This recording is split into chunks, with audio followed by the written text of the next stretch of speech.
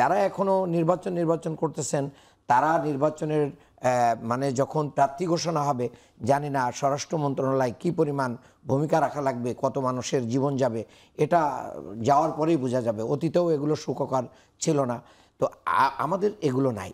দ্বিতীয় হচ্ছে আপনি যেটা বলছেন পিআর নিয়ে আমরা থেমে গেছি কিনা, না, পিআর নিয়ে আমরা থামি নাই। একদিকে আলোচনার টেবিলে আমাদের আলোচনা চলমান রয়েছে, অন্যদিকে আমাদের কর্মসূচি চলমান রয়েছে। কাজেই পিআর নিয়ে আমরা থেমে গেছি এই কথা বলার কোনো সুযোগ নেই। বরঞ্চ নির্বাচন কমিশন যিনি রেফারির ভূমিকা পালন করবেন তিনি কিছু মানে ভুল করছেন। এখানে কি ভুলটা করছেন তিনি বলছেন এখানে পিআরের কোনো সুযোগ নেই। আমি তো মনে করি বাংলাদেশের সংবিধানে পিআর রয়েছে, কারণ যে আমাদের নারীদের যে সংরক্ষিত আসন এটা কিসের ভিত্তিতে হয়? এটা কি নির্বাচনের ভিত্তিতে হয়?